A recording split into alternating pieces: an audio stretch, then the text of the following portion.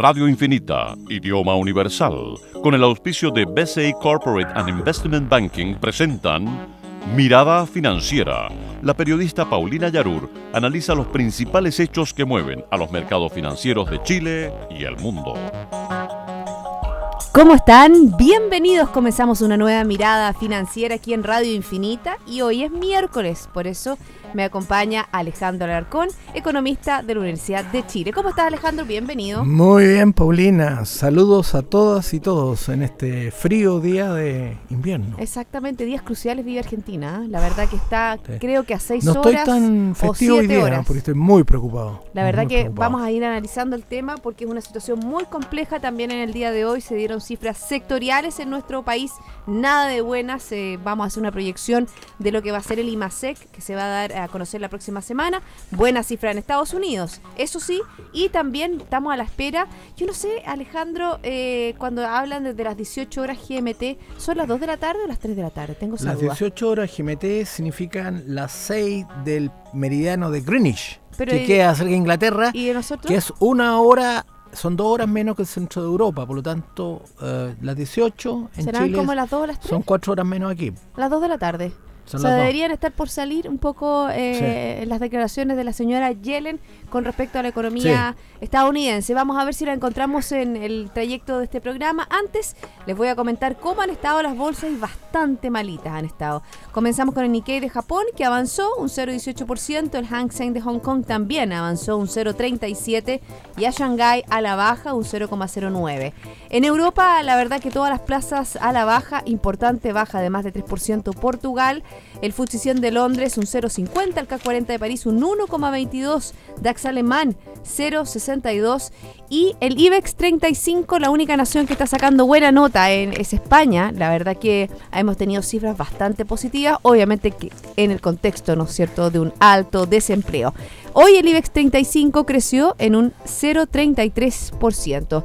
Estados Unidos hay resultados mixtos, el Dow Jones está bajando hasta ahora un 0,35, Standard & Poor's 500 a la baja un 0,16, Nasdaq al alza un 0,30%.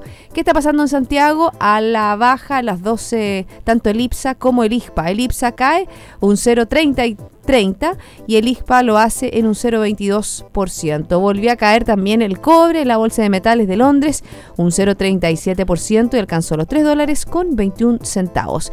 El que subió como espuma en el día de hoy fue el precio de la divisa, una depreciación del peso chileno, ¿no es cierto? Sí. Subió como 6, casi 7 pesos, 6,5 pesos. Subió bastante. Anotó su mayor avance en 2 semanas, 572 comprador y 572,3 vendedor. ¿Quiénes están felices? Los exportadores, por supuesto. supuesto, Le mandamos un saludo a los exportadores. Uno que tengo muy cerca de la casa también, un exportador. Vamos a los índices nacionales, ¿te parece? Me parece, Paulina. Hoy día se entregó los distintos sectores, por ejemplo, partimos con la producción industrial, que creció un 0,9% en junio, se esperaba un poco más, se esperaba un 1,4%, y eso fue gracias al sector minero, que tuvo un crecimiento de un 1,13%. Que es bajo igual. Es bajo igual, ahí tenemos un alza, por ejemplo, del índice de electricidad, que se explica tanto por la generación como por la distribución eléctrica. El manufactura, el componente manufactura es muy bajo, sigue sin levantar cabeza. De acuerdo al INE, este indicador se contrajo un 0,7% en junio. Manufactura.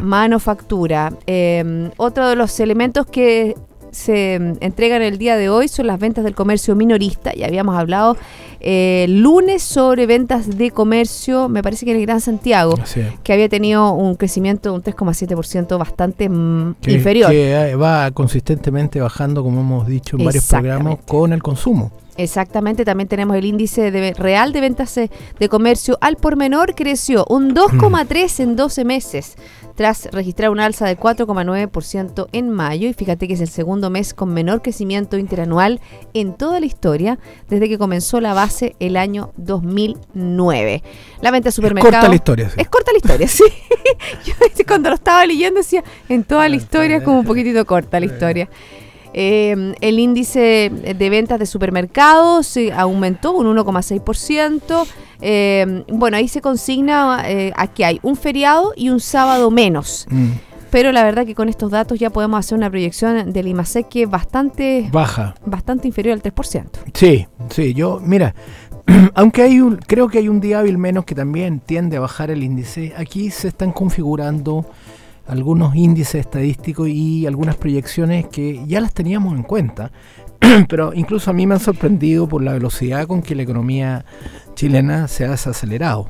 Eso es un dato, lo habíamos advertido hace mucho tiempo, pero da lo mismo, el pasado es el pasado, tenemos que ver el presente y el futuro, y yo creo que el crecimiento de la economía este año no va a ser con dificultad un 2,5, y me atrevo con estos datos preliminares para el mes de junio a proyectar tal vez un IMASEC bajo el 2%, lo que sería por primera vez en varios meses que tuviéramos, creo que hay por ahí uno, pero era una muestra, lo que implicaría que la desaceleración va en serio, y pondría sin duda, con ese dato que va a salir los primeros días de agosto, exactamente el 5 de agosto, va a pesar mucho la decisión del Banco Central de hacer un nuevo recorte en la tasa de política monetaria. Exactamente, tenemos una reunión más o menos el segundo jueves de este mes. El segundo martes. Perdón, todavía no, estamos en julio todavía, de agosto. La primera semana vamos a conocer el IMASEC, y por lo tanto yo creo que esta reunión urgente que tuvo el gabinete llamado Gabinete Económico, que ha estado reunido, encabezado por el ministro de Hacienda, es para estudiar medidas que busquen reactivar lo más pronto posible. En todo caso, yo pienso que la trayectoria de la inversión de la economía nos da un mejoramiento en el último trimestre. Yo estoy convencido que el último trimestre vamos a tener por primera vez después de varios trimestres cifras positivas de crecimiento de inversión, muy bajas.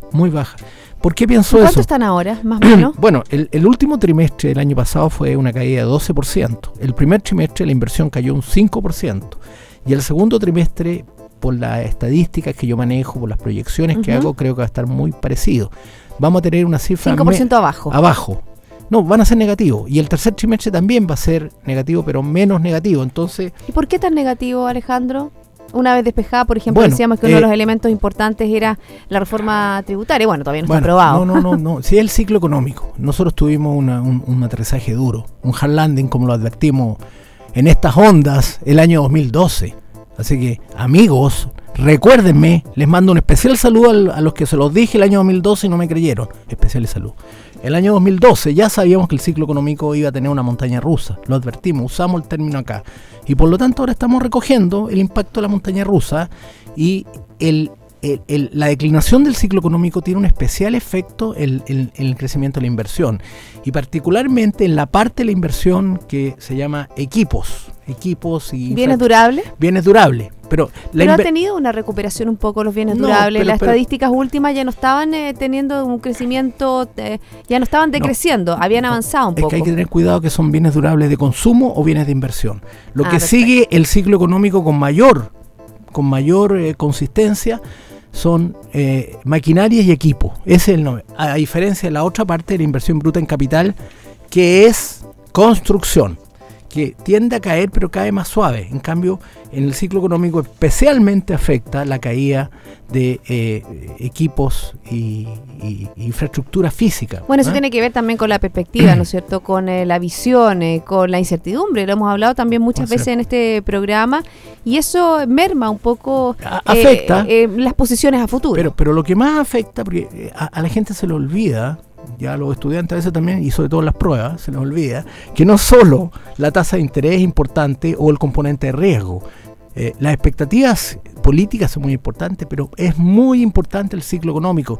Yo he estudiado por lo menos 12 ciclos económicos en Chile y he escrito sobre ello, como estoy diciendo últimamente, donde se muestra claramente que la inversión reacciona en forma muy rápida a la caída del ciclo económico. Entonces, siguiendo esa trayectoria, estoy prediciendo un leve aumento de la inversión en el último trimestre, lo que nos augura un buen entre comillas, un buen 2015 con tasa de crecimiento de la inversión positiva, yo creo del orden del 5%, y volver a crecimiento del 4%, que va a ser más o menos el producto tendencial que va a anunciar el gobierno en los próximos días. Sí, pues yo sé que tú hiciste algunas indicaciones, que nos adelantaste que hiciste indicaciones, pero no nos quisiste decir cuánto indicaste. Es más o menos 4. Más o menos 4, ya lo dijo. ¿Y qué? Entre 3.8 y 4.2, así que el gobierno, no me extrañaría que el gobierno eligiera como una manera de insuflar expectativas.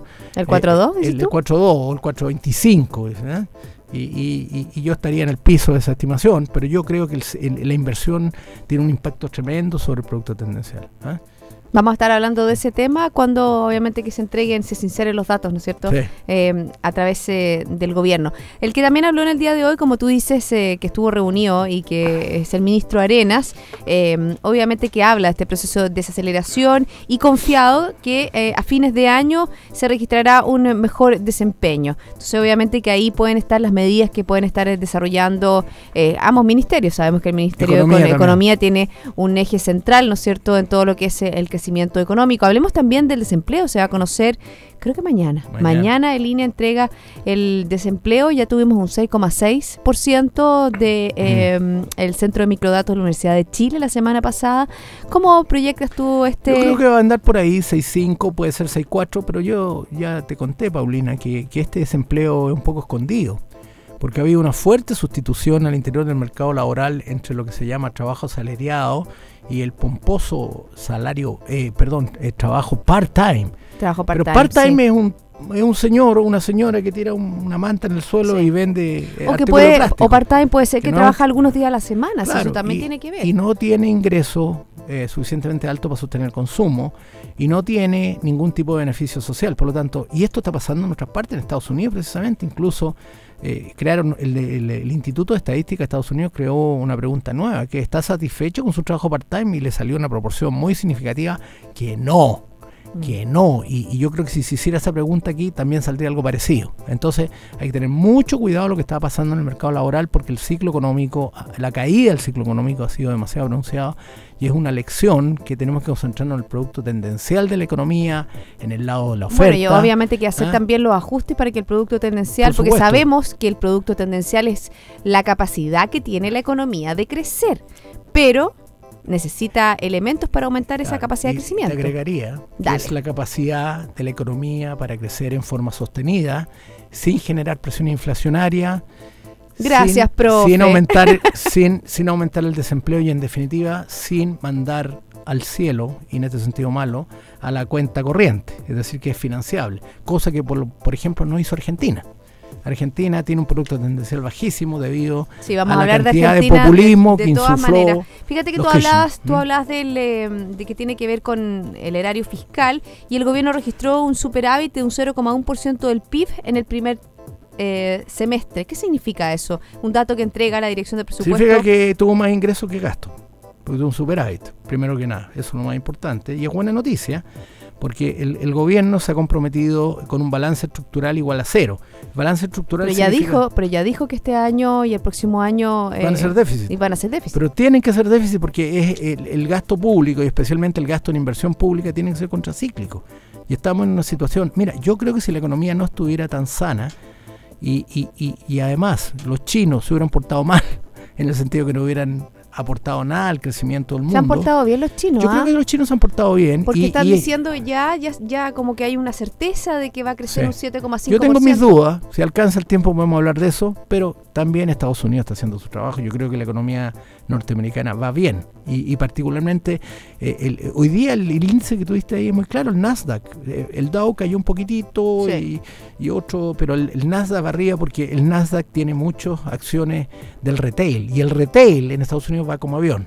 Compren, ¿no? Y si tú hablas también, para cerrar un poco el ciclo de la economía chilena, hay algunas cifras que tienen que ver un poco con el ambiente que se está desacelerando. Fíjate que este mediodía el gerente del área inmobiliaria de ADEMARC GFK dio a conocer los resultados del estudio de oferta inmobiliaria correspondiente al segundo trimestre de 2014.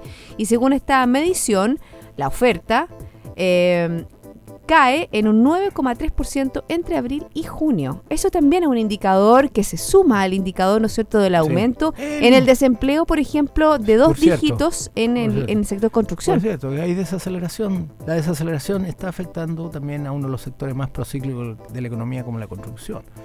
Así que bueno, llegamos a las vacas flacas. Deberíamos haber llegado con un poquito de ahorro.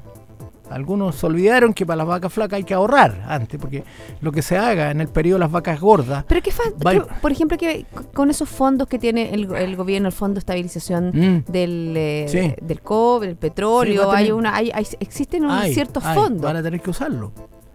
A mí no me cabe duda que si se continúa este proceso de desaceleración va a haber que tener procesos donde el gobierno va a tener que implementar políticas de ajuste fiscal al alza, porque es la manera de sacar a la economía de este continuo desaceleración que estamos observando. Y por ejemplo, también dentro de ese mismo contexto, hace algunos días atrás, recuerdo haber escuchado el programa que tenía el Ministerio de Obras Públicas en cuanto a infraestructura. Claro. Eso también es una buena manera de acelerar la economía. Por supuesto, y las famosas concesiones que se hacen con el sector privado.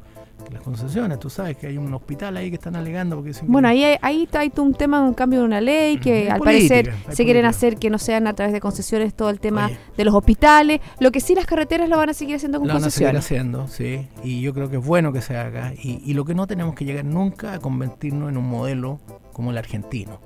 Vamos a hablar de eso luego de la pausa, ¿te parece? Porque las consecuencias son terribles. Tenemos harto que hablar de la economía internacional, pero antes yo les quiero comentar que BCI Corporate and Investment Banking le ofrece soluciones en corretaje de bolsa, Miami Branch, securitizadora, banca privada, sales and trading, finanzas corporativas y asset management a través de un solo ejecutivo de relación. Quédense con nosotros, ya volvemos con más Mirada Financiera.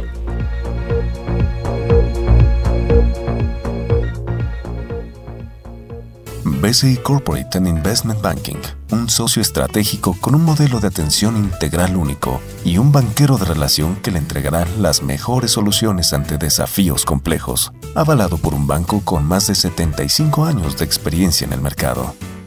BCI Corporate and Investment Banking. Sentémonos a conversar.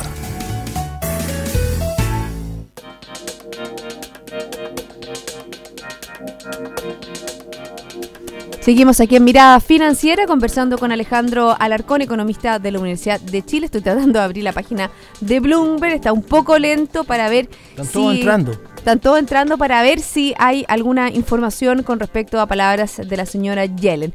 Partimos por la economía estadounidense antes de entrar a Argentina para dar un dato. Nos vamos por Argentina. Bueno, digamos el PIB, pero déjame decir, ya lo dije, el PIB de Estados Unidos que se expande en un 4% en el segundo trimestre y supera las expectativas. Sí, lo habíamos adelantado también, que veíamos que la recuperación de Estados Unidos... Sí, porque se hablaba de un 3%. Y además la caída del primer trimestre que le podemos atribuir al efecto nieve. Porque estaban bajo la nieve, entonces ese es un efecto que no tiene que ver con los fundamentos y claramente Argentina, Estados Unidos va muy fuerte hacia arriba. Vamos a lo de Argentina, pues mientras que aquí estoy viendo en la página que está saliendo por lo menos una foto de la señora Yellen, así es que... Mientras no salga la señora Kirchner, porque si cae en default, aseguro que la red se va a llenar de dicen, fotos. Estaba escuchando, no sé en qué medio, que técnicamente Argentina ya entró en default. ¿Sabes por qué? Porque por el diferenciación de horario hay una deuda en Japón que no pudo pagar.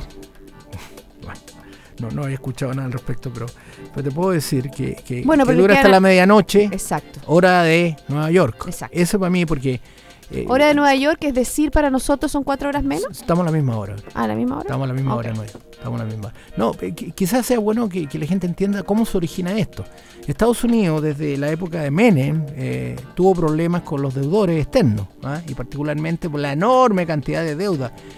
Fíjate que no se han puesto de acuerdo los especialistas, pero algunos reportes han señalado hasta 500 billones de dólares de deuda si uno cuenta desde aquella época. Otros dicen que son 100 y tantos billones de dólares. Igual es una cantidad monstruosa. Y lo que cambió realmente el curso del acontecimiento fue que un grupo de tenedores de bonos, llamados por los argentinos los fondos buitres, pusieron una demanda ante una corte en Manhattan, y esa corte dictaminó que se les debía. El juez Grieva dictaminó que les tenían que pagar. Entonces hay una cláusula en los contratos que dice que la cláusula tiene un nombre raro, Rufo se llama. Sí, Rufo, que es una cláusula que dice que si Argentina le da un tratamiento distinto a un grupo de deudores, y particularmente a estos que no aceptaron la famosa quita. La quita es que reducen el monto de endeudamiento, ¿no es cierto? Tiene que extenderla a sus acreedores. Entonces, y fue bastante la quita. Recuerdo que se les pagó un 36%. Claro, empezaron con 60 y tanto por ciento de quita, y los últimos, y además mejoró el precio de la deuda argentina, por lo tanto, las últimas quitas fueron menores. Pero extender a todos provocaría un default de proporciones, porque podrían llegar a tener que pagar casi inmediatamente 90 billones de dólares. O sea, eso significa la ruina argentina, significa que Argentina va a tener un impacto tremendo, porque la señora Kirchner le dice a todo el mundo que no va a tener... Pero ¿cómo puede decir eso? Bueno, también se analizaba un poco la postura, qué impacto tendría para la señora Kirchner cambiar su alineamiento de que ella no iba a acordar nada con los fondos buitres, claro, pero hasta versus, ¿no es cierto?, un default de la nación, una nación que tiene una de las inflaciones más altas del mundo, claro, que tiene problemas económicos y parece que está incluso en recesión. Por eso, yo creo, o sea, que iba a hablar Alejandro Larcón, y no soy argentino. Si ocurre este default, va a haber una tremenda recesión en Argentina y va a haber una tremenda devaluación, porque no va a haber ningún fondo o ningún inversionista extranjero disponible para prestarle recursos a Argentina. Y no sé quién, porque cuando tú no tienes recursos del sector privado, de los mercados globales que se llaman, te tienen que venir a rescatar los gobiernos, las entidades multilaterales, como ocurrió con Grecia, como ocurrió con Irlanda, como casi ocurrió pero no ocurrió con España, con Italia, etcétera, donde tenían las organizaciones europeas, ¿no es cierto? Pero ¿quién va a rescatar a Argentina? Por lo tanto, yo creo que es muy delicado y lo que hay que ver es cómo le afecta a las inversiones chilenas en Argentina, que se han reducido bastante. Hay, por ejemplo, 2 empresas retail en Argentina, ¿no es cierto? Y está Andina también. Perdónenme, señora Andina, además de esta información está en todos los estudios. Va a haber un efecto inmediato por el tipo de cambio. El valor de su flujo van a ser inmediatamente menor y eso va a afectar a los títulos en Chile, ciertamente. Exacto. Y el otro efecto que no sería tan grande es porque en estos momentos el monto como porcentaje del total de la exportación argentina es muy bajo, es cerca del 1%. Y el total del intercambio con Argentina es 3%. O sea, en la parte real no vamos a tener efecto. La parte real son las exportaciones y las importaciones. Pero sí podrían haber efectos sobre algunos títulos de renta variable que están operando en Argentina. Digámoslo, Cencosud, Falabella, Andina, eso básicamente. Bueno, estoy viendo un poco la información que tiene que ver con Estados Unidos y habla en este commitment, ¿no es cierto?, que se entregó en Washington. Van a seguir, obviamente, que su retiro de estímulos monetarios de 10.000 billion cut. O sea, el corte van a seguir cada mes y bueno, terminando esto terminaría ya en octubre, porque también habla un poco de, va a seguir mostrando, es un poco lo que se ha dicho, o sea, lo que estoy leyendo no es mucho de distinto de lo que ya hemos dicho, que va a seguir mirando qué pasa con el mercado laboral, que en el día de hoy también se entregaron una previa, ¿no es cierto?, del non-farm payrolls que se va a conocer el viernes y que es de una empresa estadounidense que el sector privado estaría creando 218.000 empleos sobre la expectativa. Julio. Sí. No, inferior a la expectativa, porque los analistas preveían 230.000. Pero mira, yo creo que Estados Unidos ya tiene marcado su destino respecto a los estímulos monetarios. En octubre no va a haber más estímulo monetario y también en el año 2015 van a empezar a subir paulatinamente la tasa de interés, lo que es una señal para la economía emergente, especialmente Chile, de que no va a haber afluencia de capitales por lo que se llama la cartera, o sea, por la compra de acciones y por la compra de bonos. Es un dato muy importante. Y el otro dato es el temor que tiene Estados Unidos y particularmente la Reserva Federal, que se está incubando otra burbuja, que fue lo que provocó la última gran caída. Fíjate que también en este informe que habla de lo que dijo Janet Yellen, está también atento a lo que sucede con la inflación. Obviamente que esté menos al 2%, que el rango meta que tiene la Reserva Federal, están mirando atentamente a lo que pueda suceder en esa línea. Está baja la inflación en Estados Unidos. No. Sí, fíjate que las políticas monetarias expansivas y las políticas fiscales expansivas dejaron de tener como referente único la inflación, porque apareció otro problema en el mundo, que son las burbujas de los títulos de renta financiero y los títulos asociados a la inmobiliaria. Cuando se explotan las burbujas, eso ha provocado recesiones. Por lo tanto, los bancos centrales, yo creo que en estos momentos, más que a la inflación, le tienen miedo al fenómeno de las burbujas financieras. Eso yo creo que es lo que más los hace actuar en forma muy prudente. Bueno, y también en eso está hablando sobre la postura de cuándo se puede comenzar a subir las tasas de política monetaria, y habla obviamente que no estoy tratando de ver algún dato, alguna cifra, porque habla sobre distinta y habla, la verdad que no es mucho lo que... Yo creo que la trayectoria ya está marcada. No, la trayectoria está marcada, obviamente que se habla en qué parte del próximo año va a comenzar el aumento, ¿no es cierto?, de las tasas de interés. En algún minuto hablaban del segundo trimestre, ahora se habla a lo mejor del primer trimestre, pero lo que sigo leyendo acá no es muy... No muy preciso. No. Ambiguo. No ambiguo, pero es que lo que pasa es que va en línea con lo que hemos nosotros hablado. Sí, si no va a cambiar esa trayectoria. No va a pero cambiar. yo te digo, la mayor preocupación no es la inflación, es el default, es la burbuja financiera, y eventualmente eso, la entrada en otra recesión. Estados Unidos no se va a dar el lujo de otra recesión nuevamente en tan corto tiempo. Bueno, aquí también está hablando que Yellen ya le había dicho la semana pasada, ¿no es cierto?, a los congresistas que la visión que ella tenía de la economía era mucho más positiva, y ella lo que está... siempre sigue teniendo su eje central en el job market, es decir, en el mercado laboral, y cómo... por ejemplo, ella está preocupada, por ejemplo, dice una poca participación en la fuerza laboral, o sea, si ha bajado la participación en la fuerza laboral, que uno de los indicadores que vimos en Estados Unidos, ¿te acuerdas? Que había bajado la gente que estaba buscando trabajo. La fuerza de trabajo. Exactamente. ¿Ah? Eso con respecto a lo que salió a la Reserva Federal, y bueno, yo creo que vamos a estar atentos a lo que sucede. Yo creo que la noticia del día es Argentina. Si se logra, sabemos que el equipo argentino está con su ministro de Economía y Finanzas ahí. Junto con el negociador. Con el negociador, hablando con Daniel Pollack. Exactamente. No, yo creo que aquí lo más importante va a ser si se acepta chutear el inicio de esta cláusula para el año 2015. Eso es lo importante. Y fíjate que eso es lo importante. Hacia el 2015. La cláusula que hay con aquellos fondos que aceptaron las quitas. Porque ahí está Rufo. Y Rufo es... Sí. Rufo. Sí, la cláusula. Porque la cláusula Rufo. Si Rufo se cumple a rajatabla, el default es seguro. ¿Tú hablabas de cuántos miles de millones? O sea, estamos hablando de... Rufo, estamos hablando cerca de 90 billones de dólares.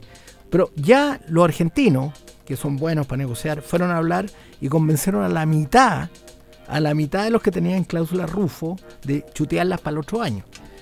La otra mitad se han quedado callados, no han dicho nada, etcétera. Entonces, pero ellos están apostando. También está el porcentaje de personas, ¿no es cierto?, que sí reclamó y que sí consiguió, ¿no es cierto?, porque el porcentaje es bastante mínimo de las personas, ¿no es cierto?, que sí, el 93% se acogió a este acuerdo. Como tú dices, estos fondos, el Rufo. Pero hay un 7% que no se acogió. Que son los buitres. Pero de esto de los buitres, no el 7% fue el que obtuvo este beneficio de ¿cuánto era? 1.300 millones de dólares. Son 1.500 millones de dólares, sino que de ese 7%, no recuerdo exactamente qué porcentaje, pero es una parte bastante acotada, o sea, quedaría dentro de ese porcentaje todavía más personas que puedan reclamar ver el aspecto positivo. Tiene razón, porque el 7%, digamos así a rajatabla, son 1.330 millones, más esas personas sube a 1.500. Exactamente. Entonces, pero el número es 1.500, si fuera 1.500 se los consiguen. El problema es otro. El problema es esta cláusula que dice que tienen que extenderle, está en los contratos, tienen que extenderle las mismas decisiones que se tomen con los fondos buitres, perdónenme la expresión, porque así le dicen los argentinos, se lo tienen que extender a los otros que le hicieron la quita. Y eso es lo que provoca la burbuja de impacto en el default. Fíjate que va de 100 billones a 500 billones, una cosa tremenda. Y incluso es tan delicada la situación que incluso la banca argentina pretende comprar los bonos que se encuentren en poder de los fondos especulativos para evitar el default.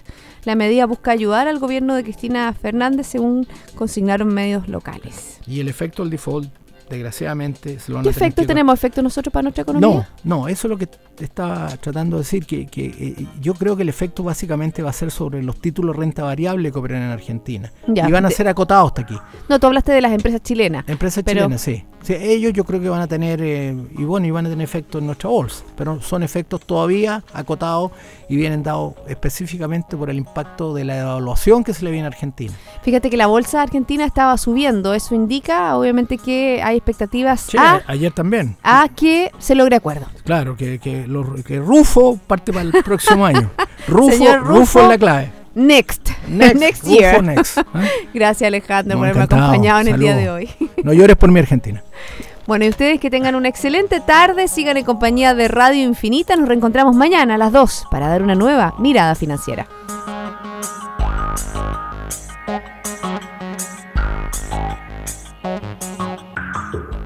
Radio Infinita, idioma universal, con el auspicio de BCI Corporate and Investment Banking, presentaron Mirada Financiera, el análisis de los principales hechos que mueven a los mercados financieros de Chile y el mundo.